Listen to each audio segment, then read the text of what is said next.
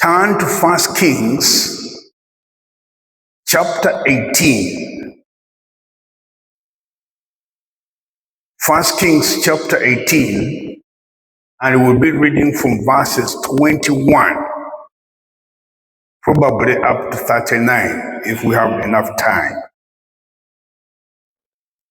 First Kings chapter 18,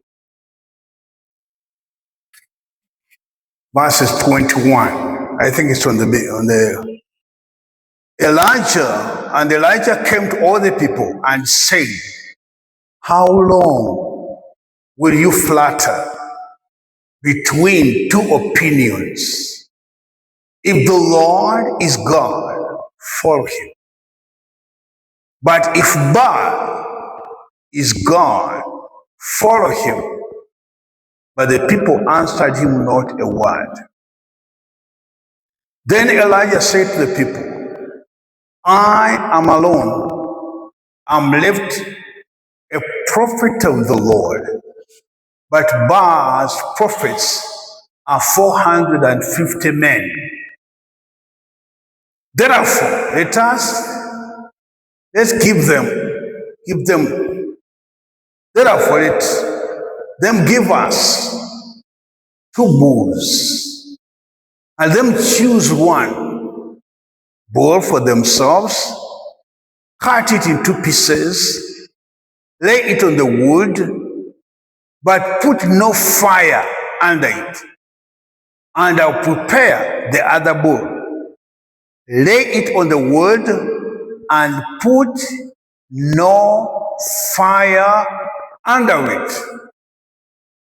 Then you call on the name of your gods, and I will call on the name of the Lord. The God who answers by fire, he's God." So all the people answered and said, "It's well spoken." We'll continue with the story.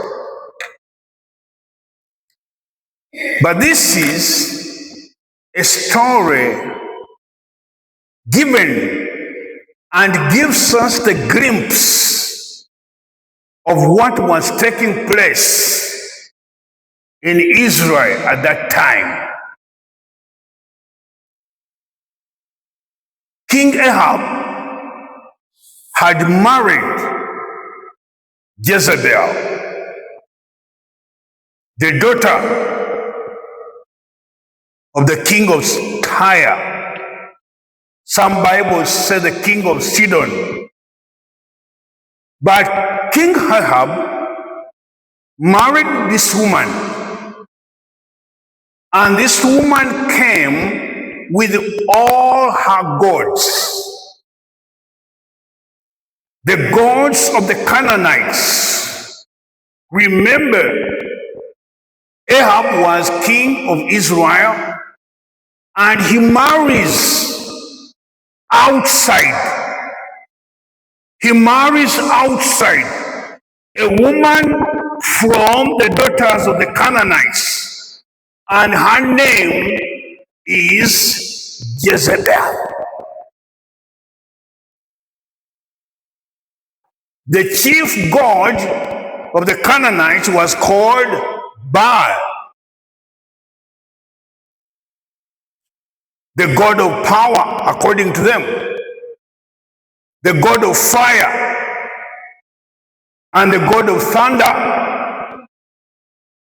And there was another god, Asherah, the god of fertility. So in total, Jezebel put 850 prophets, 450 for Baal and 400 for Asherah.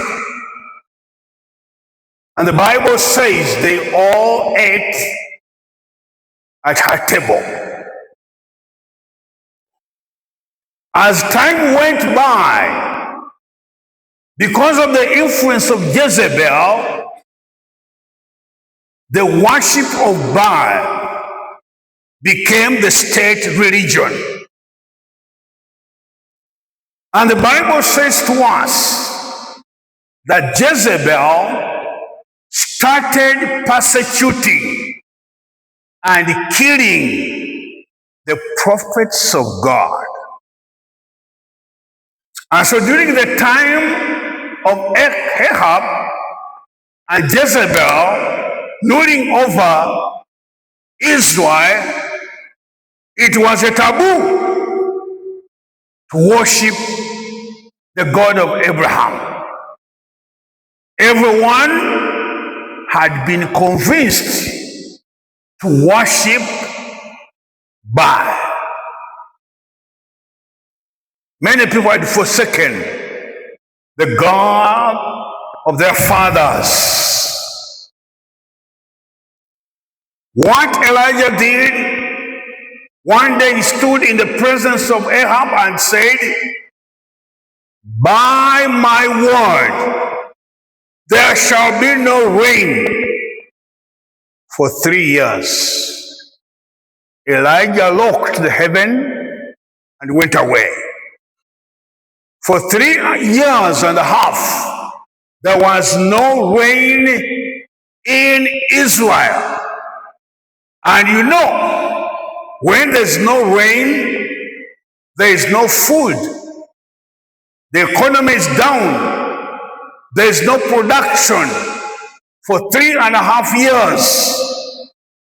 Then after 3.5 years, God speaks to Ahab, to Elijah, and say, "Elijah, go and show yourself to Ahab. I am ready to send rain." Elijah comes and says to him, "I am here." And Ahab says, "The one who troubles Israel, you are here?" And Elijah says, "No, it's not me. It's you and your father's house are the ones troubling Israel because you have forsaken the Lord." Then Elijah says, "Gather for us, for me, all Israel." So Ahab brings together all Israel and they come together. Verse 21 says, when Elijah came, he says, and Elijah came to all the people. Give us verse 21. And Elijah came to all the people and said to them, "How long will you waver between two opinions? If God is God, follow him. If Baal is God, follow him." Elijah stands before these people and says, "There is no problem. If God is God, follow him. But if Baal is God, follow him. There's nothing like being between the two. You either follow the God of Abraham or you follow